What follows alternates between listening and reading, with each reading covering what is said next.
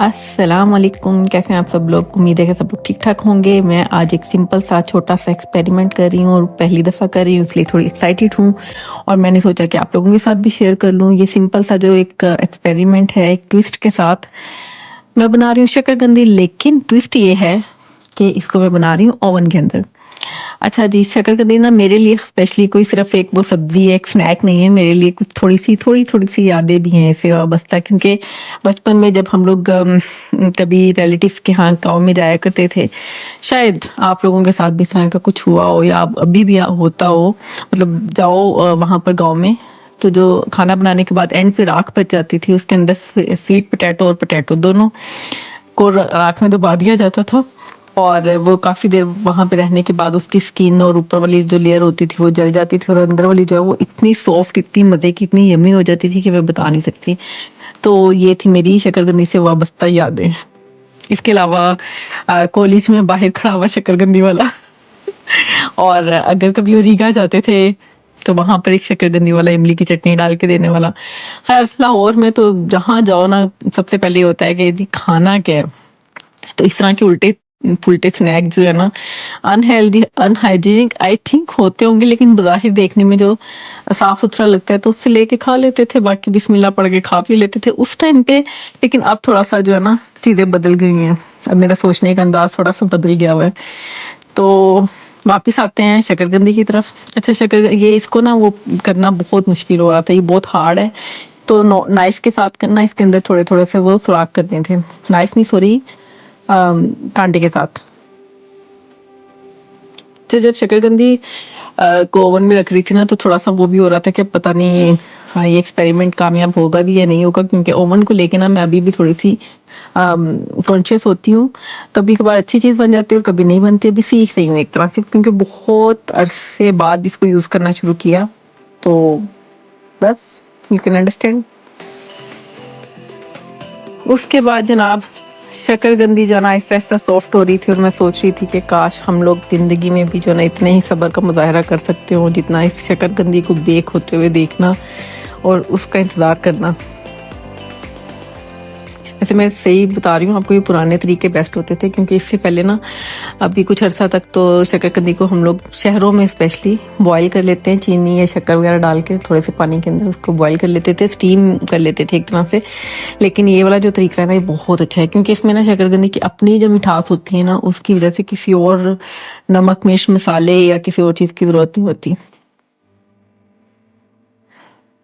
कुछ लोगों को ना शकरकंदी के ऊपर कुछ चीज़ें डाल के खाना पसंद होता है, कुछ लोगों को चटनी के साथ पसंद होता है, किसी को नमक और काली मिर्च वगैरह के साथ। लेकिन मुझे ये वाला जो एक टेस्ट था ना, मुझे वो वाला चाहिए था जो मैंने बचपन में एंजॉय किया हुआ था, और वो मुझे इसी तरह समझ आ रहा था। लेकिन वैसे ओवरऑल मुझे शकरकंदी बहुत पसंद है और मैं आपको बता चुकी हूँ पहले भी कि मैं बॉईल कर लेती थी, वो सबसे ईजिएस्ट वे होता था। लेकिन चलें, देखते हैं अगर ये तजर्बा कामयाब रहा तो मुझे एक और ट्रीट मिल जाएगी अपनी फेवरेट सब्जी को एंजॉय करने की। अच्छा, इतना कंफर्ट फूड है ना ये, और फुल ऑफ न्यूट्रिएंट। मतलब इसके अंदर कौन सा ऐसा मिनरल, विटामिन, कौन सी ऐसी आयरन कौन सी ऐसी चीज है जो नहीं होती। यार आप लोग बच्चों को जरूर दिया करें, सीरियसली। मेरे बच्चों को तो इतने ज्यादा पसंद नहीं है, लेकिन अगर आपके बच्चे खाते हैं तो आप लोग जरूर दिया करें। अगर आपके बच्चे नहीं है तो आसपास के बच्चों को पकड़ के उनको खिला दिया। मेरा मतलब है बहन भाइयों के बच्चों को, या फिर आस पड़ोस के जो बच्चे हैं उनको भी खिला सकते हैं। ये मेरा ना फेवरेट विंटर कंफर्ट फूड है। मुझे बताइएगा कि सर्दियों में आपको क्या चीज़ एक्साइट करती है? मुझे तो बहुत सारी चीज़ें वैसे करती है, शकरकंदी, पीनट्स, ढेर सारे ड्राई फ्रूट्स, कॉफ़ी, और मेरी जो है ना, मतलब वैसे मुझे सर्दी इतनी ज़्यादा पसंद नहीं है, लेकिन फूड के हवाले से जो है ना क्रेविंग्स होती हैं वो बड़े मज़े मज़े की होती हैं। जैसे हलवे, गाजर का हलवा हो गया, दाल का हलवा हो गया, इस तरह की चीज़ें। अच्छा, अगर आप लोगों को शकरकंदी बनाने की कोई और रेसिपी पता है ना, तो आप लोगों ने मेरे साथ ज़रूर शेयर करनी है। लेकिन मुझे लगता है कि सिर्फ 3 रेसिपीज़ ही हैं। एक तो बॉयल करना, एक राख में दबा देना, और एक जो है ना ओवन में इस तरह से बेक कर लेना। मुझे मेरा ये तजुर्बा अल्लाह का शुक्र है कि बहुत अच्छा और बहुत कामयाब भी रहा था, अल्हम्दुलिल्लाह। मैं इसकी वजह से ना बहुत ज़्यादा खुश भी हुई।